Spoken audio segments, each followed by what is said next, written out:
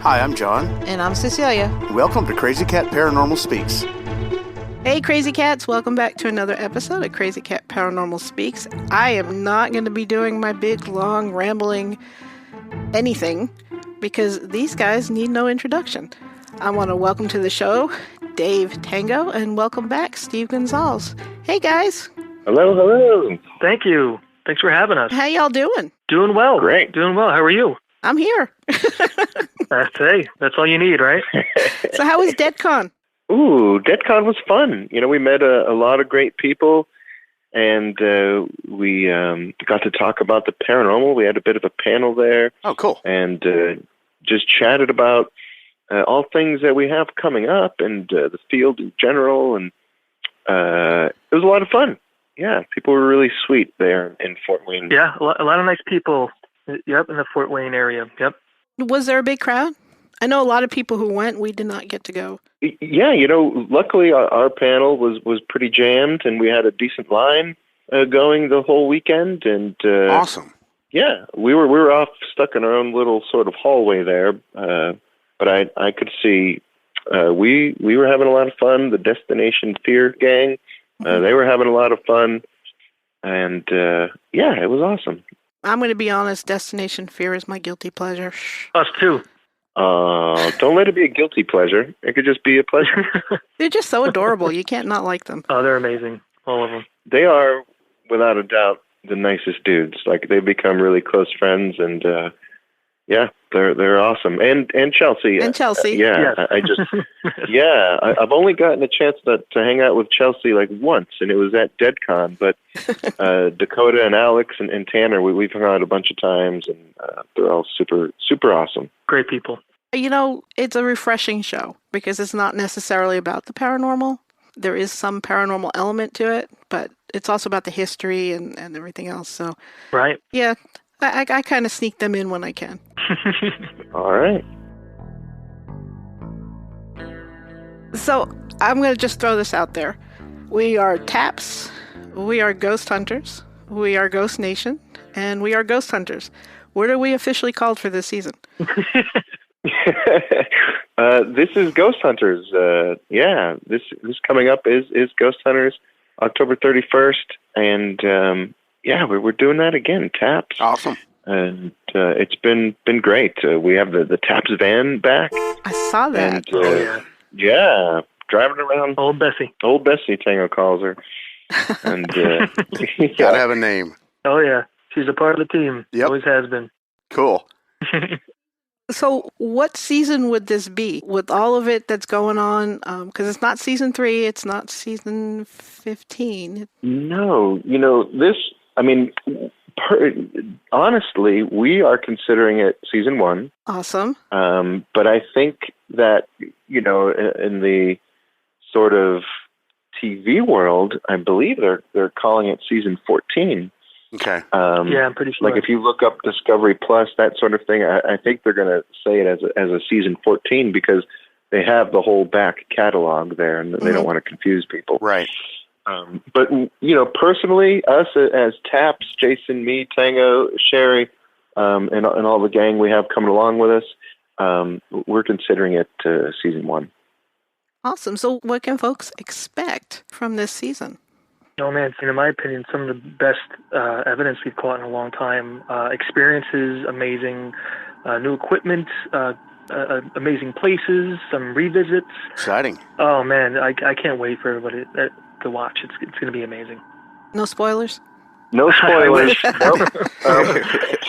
Well, you know, we're not changing too much. You know, one thing that we heard, especially since, you know, there was a season or 2 without us, we heard everybody what they didn't like, you know, and we've heard everybody in terms of when it comes to, you know, the original Ghost Hunters and Ghost Nation, what everybody loves. And, you know, so we're not going to change too much, honestly. We want it to be comfortable and something that everybody wants to watch, everybody that loved the original series. And so we're doing it our same way, our investigation methods, protocols, procedures. Good. None of that changed. One thing we are doing different is, and we've learned just from our, you know, expanding our own minds, is that the history is super, super valuable. Mm-hmm. So we're going to keep deep diving into that because it serves multi-purposes. Obviously, it helps the investigation.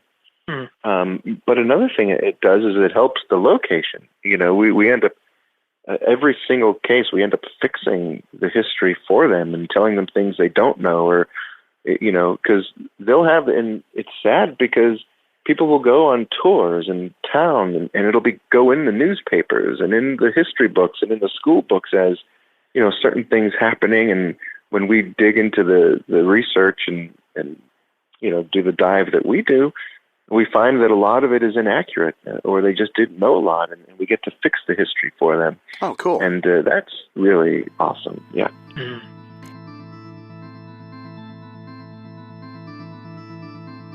When you go out and you do a location, whether it's residential or we call them commercial, but like businesses and things like that, if you find that the history is incorrect, do you write it up for them and say, here you go, or... Oh, yeah.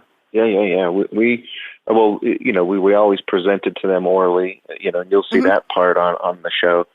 But then, we give them all the documents that we find because, we'll find death certificates and, obituaries and deeds and all this stuff that they, for whatever reason, couldn't get their hands on. And we'll supply them with all of that. And they're always really, really, really gracious because they don't want, to be spreading false history. But it gets scary when, if they say that so-and-so died on the third floor and the ghost is showing itself out the window, that goes in the newspapers, that goes in the history books, that goes in, and to be able to course correct that is really valuable, I think. Yes, definitely. I was just thinking about something you said when you said, well, the ghost dies on the third floor and then you see him out the window. Ghosts don't always stay where they initially passed. Right. So I can see how sometimes that history gets a little warped. Right.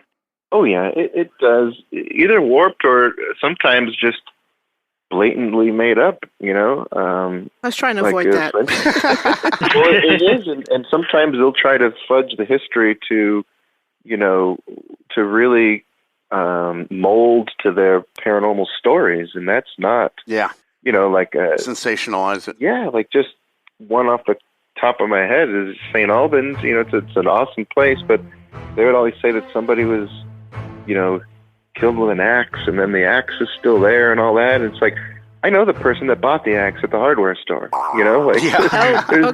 It's, get rid of that part of it. That's the stuff that I'm happy to go in and help fix with the deep dives and the research. Yeah, no kidding. Because if you truly have energy in a place, I don't think you'd need to go out and buy an axe. Right. No. Right. You don't need to do any of that stuff. But yeah, and it's valuable, for the clients as well in terms of their experiences and even to focus our own attention. It's hard to do a lot of research before you go, although you should do some. But, if you find out that, a girl named Mary passed away on the property, you may spend a few days trying to communicate with Mary. But if you don't know that to be true, why are you spending all that time? That sort of thing. So it's good to get real, but you do want to get some information, but not too much. Do you prefer to do a preliminary investigation without too much history just to see what pops up and then go back and do the history, or would you rather have all the history up front? I personally like that, because it solidifies the experience. Not knowing of a specific name, and you get an EVP of this name, then you do research, and you didn't even know this name existed, and then you find out it did. Then it's substantiated. That to me is real. Exactly, it's very solid for me. So I like that. Yeah, I'm the same way. I get a lot of flack for that because I'd rather walk through and do a preliminary. Yeah, and then go back and see if what we picked up is really what happened. Right. You always have time to research later. Mm-hmm. He would prefer us to not have any instrumentation, but the one thing that I insist on is a camera, just a small handheld camera, just to capture that activity. Right. document that exercise. Yeah, Right. but I'm a weirdo, so.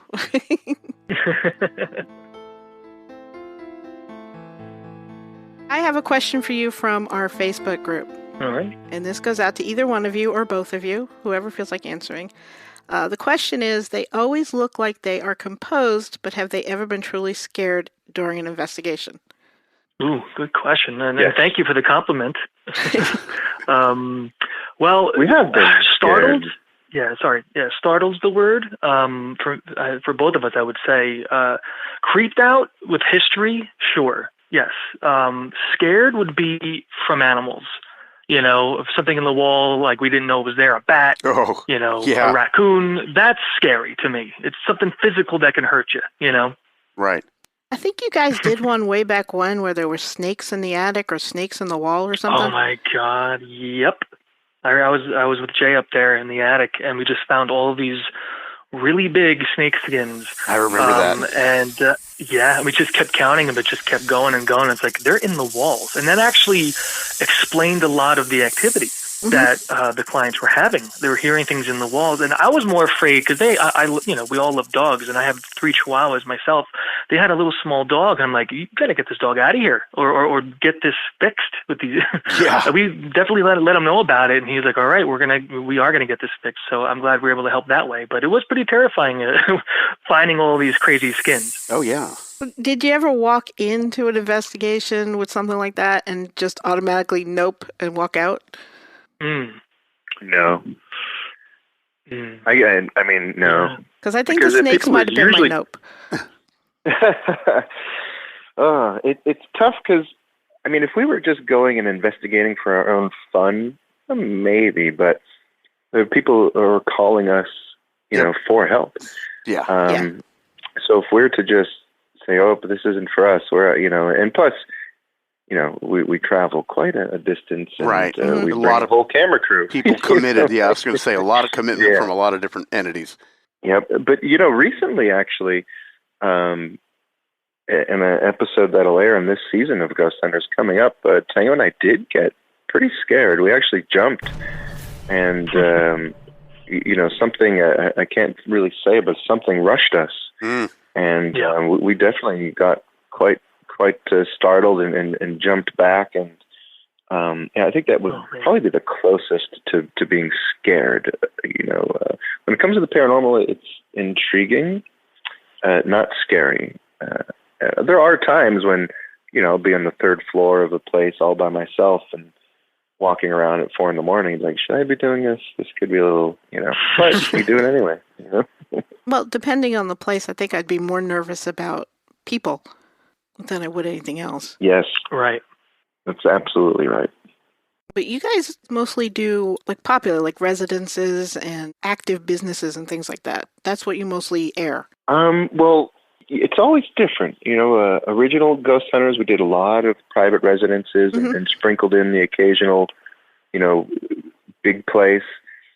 On Ghost Nation, it was almost all private residences until pandemic, when we had a hard time getting into people's homes, rightfully so. Who wants 18 strangers in their house during a pandemic? Right. Or however, but when so we started, getting into some of the larger places, like you saw, we did a soccer facility and even a prison. But on Ghost Hunters now, we have a good mix of everything. We love doing the private residences because you do have a true mission there and you are helping people. We also love the large places because as an investigator, they're so fun to explore and the history is always sordid and weird. And so we've mixed it up this season. We have a whole array of different types of places. We even found ourselves in the place we just did, the last case we just did, was a property that had 4 different types of investigations to be done on one property. Oh, they had weird. Wow. A theater, they had a private residence, they had a schoolhouse, they had all kinds of different stuff. And that was cool because it was pretty cool. Yeah. Yeah, each type of place you have to investigate differently. You don't investigate a theater the same way you do a private residence and vice versa. So it was a lot of fun to triage that and figure out, how, what, where, and when. like a Frankenhouse, just all put Yeah. together through history. You know. Yeah. Was this somebody's home where they had like a home theater, or was it just? No, this was a property that had Okay. a theater, it was a big theater, like a playhouse type of theater, Wow. with a mansion. Yeah, there was a mansion on the property, Yeah. which is a private residence, and an abandoned schoolhouse. Nunnery at one point. That's right. It was a nunnery. Wow. Yeah, and when I say schoolhouse, I don't mean, I realize that paints a picture of like a little schoolhouse of 20 kids, but I really meant, like a 5-story school for like 500 or 600 people. Okay. Dude, when you say schoolhouse, I see the big brick buildings. I grew up in Brooklyn. So Okay, yeah, you do. Yes, you do. we didn't have little schoolhouses. We had those ginormous, kind of looks like a prison. Yep.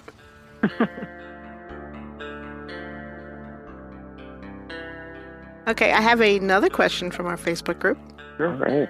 A lot of times on the show, your show, other shows, it's, hey, did you hear that? Or, hey, did you see that? And it's not something necessarily that gets picked up by the camera crew. What do you say to people who are kind of naysaying about that? Well, I would say that if their understanding of physics and audio dynamics are that strong, more power to them. But Well put. it doesn't always translate. It really doesn't. If we may hear something with our ears, but if our camera is not pointed in that direction, that little microphone isn't going to pick it up very loud. And Right. one thing that we do is we keep everything in the raw. So we're not going to amplify it. We're not going to pull hiss out. We're not going to do all that, because then it's distorted, and then it's becoming something it's not. So we keep everything in its original, and sometimes it doesn't translate. We hate it too, but it's fact of the matter. It doesn't always translate. That happens all the time. And I was like, we feel the pain. yeah, and I'm like, oh, this was so loud. We heard this voice so loud, and then you hear it on the audio record, and it sounds like it's 3 rooms down or something. And it is frustrating for us also. So we feel your pain. But a lot of times it does translate, and that's awesome. But also what happens that people need to realize is it may sound great to us, but then by the time it hits television, it's compressed, it's decompressed, it's filtered, it goes through, and then it transmits over frequencies, and you lose a lot. Yes. That's a good point. And then also, the camera crew, it's not their responsibility their only job is to document us. They don't care about the paranormal. The camera guy, they don't care. It's not their job. They're not paranormal investigators. We are. So if they're to take their camera off of us to try to capture that stuff, they get fired, Yeah. Mm-hmm. So there's a lot to it. And it's funny when people who aren't, don't make the shows have all these things to say, whereas if they could just spend a day, all their question marks would go, okay, I get it. Oh, that makes sense. I see. But the truth is they don't even have to spend a day in the residence with you guys on the show. If they just went out to a place that has activity, I think a lot of people would realize that hey, did you hear that? Hey, did you see that? That is normal. Yeah, it is normal. They could do it. All of those people saying those sorts of things, go out somewhere, go into an abandoned place, go into somebody's house, and do experiments, and you'll get the exact same results. Now, there are times where we're very lucky, and it's very loud, and it translates great. Right. But even then, once it hits the airwaves, it is different. It loses a lot. It really does. And one thing I love about Discovery Plus is when you watch our episodes, it's so crisp, and even we look like HD high. You watch something that airs on television, it doesn't have that at all. It loses quite a bit. And we get made fun of a lot for saying things like, "Did you hear that? Did you see it?" It's like, what would you say? Naysayers. If you hear this noise and with your friend in a room, what comes out of your mouth? mouth? Confirmation. Yeah. Mm-hmm. You say, "Did you hear that?" It's what comes out. That's a natural human reaction to that. And listeners, I can tell you that John and I do that a lot. Yeah. Yeah. But I understand it. If they're not in our world, they don't get it. And our world is very quick to jump to saying that things are, not what they appear to be. And we don't mind that scrutiny. But when it comes to silly things that don't even make sense, it gets a little little strange for us, you know. Speaking of silly things, you guys seem to be pranksters. What are some good pranks that you've played on each other? Oh, jeez. Oh, gosh. You two especially, because it seems like Jay is dad and Sherry is mom, and you two are the the handful in the middle. Oh, God. The cats are away, the mice will play.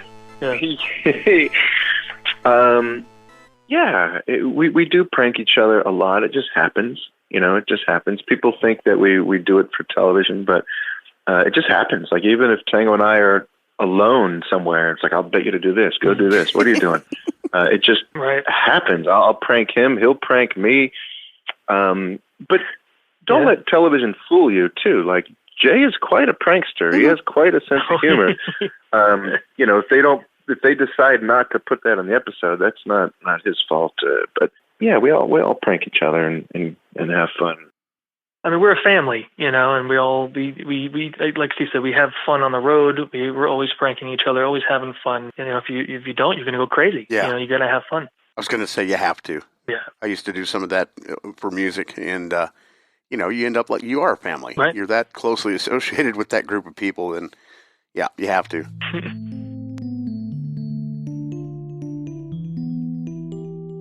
And can I just say, you guys, your schedules are incredible.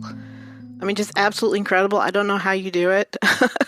So with all the craziness and all the driving back and forth across the country and the cons and the podcasts and the TV appearances and all of that, how did your family support you? I mean, they know it's part of the job.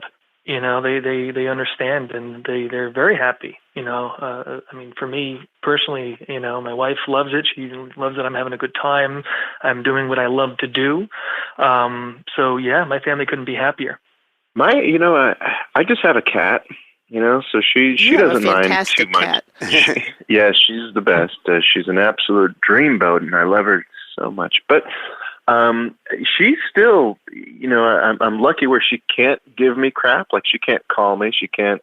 But she does punish me when I get back. I could tell she's a little upset that I've been away. It could also be why I'm, you know, still, 40 and single. You know, that could play into it. You know, who knows? But it all happens. Doesn't she like snub you for a day, Steve? Like, she won't talk. Like, she won't like come over to you because she's mad at you. Yeah, that happens. It depends on how long I'm gone for. Yeah. If I go away for like a day, right, she'll come right up to me. If I'm gone for like a week, if I'm gone for a week, it'll be a couple hours. Like right now, I've been gone for like 4 or 5 months, so oh my gosh, it'll probably take a few days, a day or two, until she starts like coming around me. Yeah, it's pretty sad, but it's awesome. She's an absolute amazing cat. Do you have someone come in once a day to take care of her? You know, sometimes I have her go to my parents' house and spend some time there when I'm away. Sometimes, I'll have people go there. I'd love for them to go once a day, but it's not often possible. Yeah. But yeah. Yeah, for especially that length of time. Yeah, it gets tough. Hey, Steve, does she ever react to anything in your collection? No, she doesn't. You know, I have a lot of stuff that you think would be haunted and a lot of stuff that very well could be, because I've, gotten them from haunted places. And no, she's never reacted to anything. I've never had anything happen in my house that I know of. Although there was one time, and Dave, I told you about this just as a friend, I remember telling you, but I don't know what to make of this, but I did get one human skull at one point. And when I acquired that, and it hasn't happened with any of my other skulls or body part, human stuff, but I had this one that I got, and I was hearing some crazy banging sounds in my house for like 2 weeks, right when I acquired it. And then it stopped and never happened again. So I don't know what to make of that other than coincidence. But they were banging sounds that sounded like things just falling downstairs, and I would go down and there's nothing there. Oh, wow. But it only lasted 2 weeks. Yeah, I remember you telling me about this. Yeah, it only lasted 2 weeks.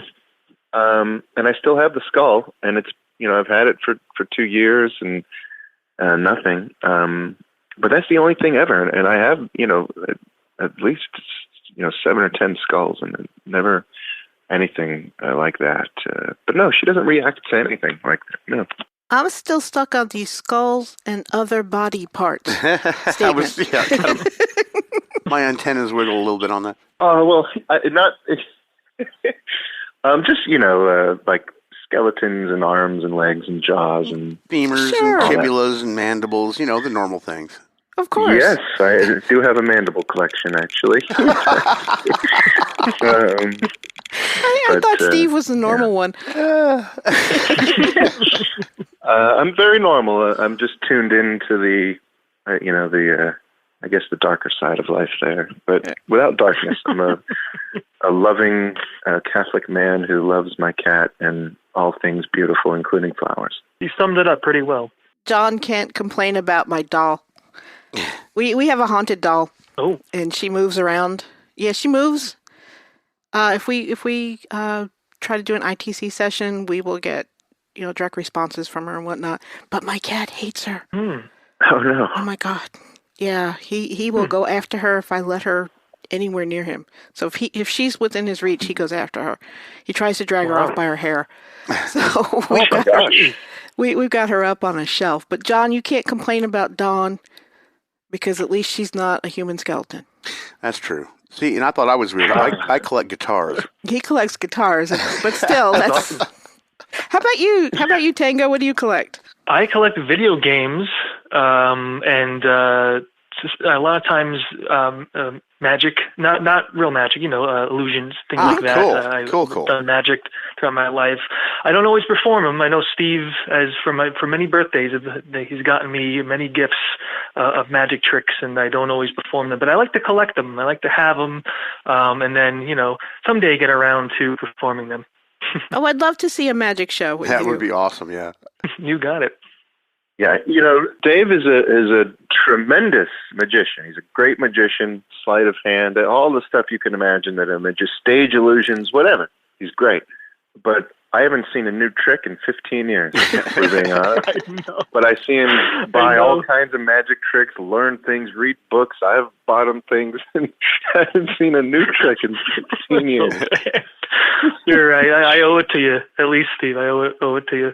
There we go. We can have the Dave Tango magic special. There it is. And just Steve there in the audience. Right. Waiting for that new trick. Magic show for one, please.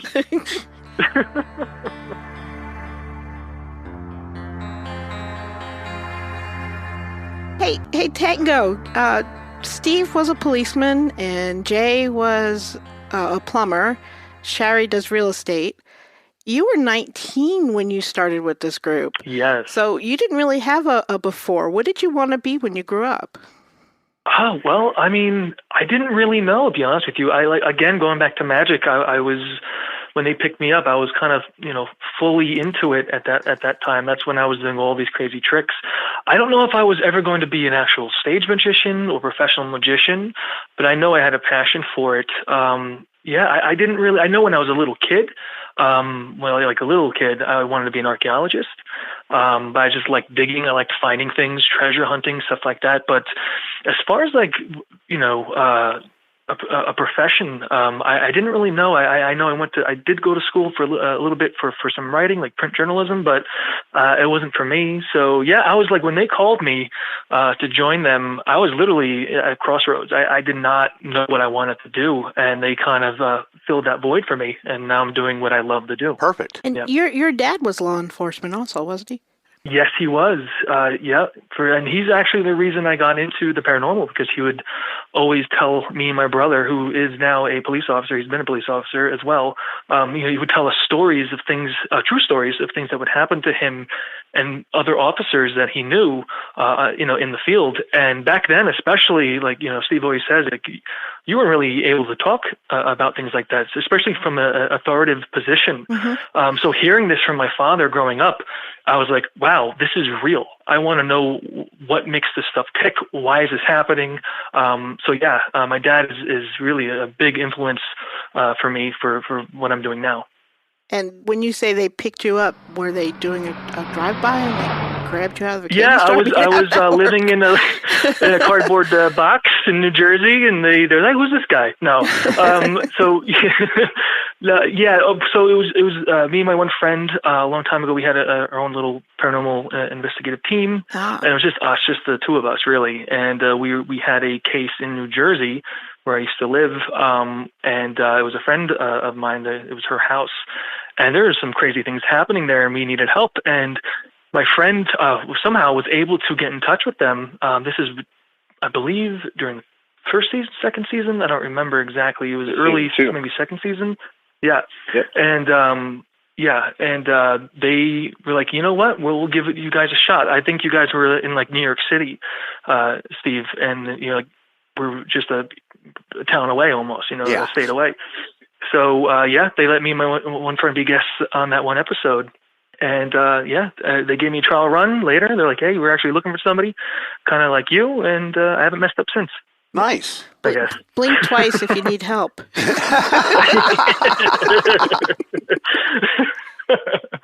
That's awesome. I have one more question for you guys, and this is a really important question. Okay. This may be the most important question of this interview. Oh, boy. Will we be live tweeting the new episodes? Ooh. I missed that. Yes. Yeah, for sure. I think you can't always guarantee that we all will be, but we definitely plan to live tweet during the episodes, yes. Yes. It's fun for us, too. It is. It's super fun. Awesome. So when can people watch you? What time are the episodes? We don't know. What we do know is that October 31st, they'll be able to stream the Halloween special on Discovery Plus. And in terms of when the rest of the season airs, they haven't given us the exact stream date yet, but we know it will be sometime early in the new year. Okay. But for now, we have the Ghost Hunters on Halloween, October 31st, and they have that to look forward to. And I think that'll be there all day Halloween. Obviously, once they put it, they use the word drop, but that word sounds funny to me. But once it drops, I know it'll be there for forever. It's going to be an amazing episode. It's going to be really, really great. I'm excited for you guys to see it. And this whole season coming up, you guys are going to be really excited when you guys see it. It's going to be really amazing. I'm looking forward to it.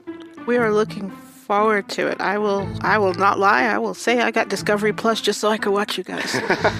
Oh, shucks. Thank you. So All right, guys. Thank you so much. Please come back. Oh, yes. Thank you. Come back anytime. And I would love to see some magic tricks. Just saying. Oh, you got it. They're all new for us. Start practicing. They're all new to us. Don't forget that. All right, that's true.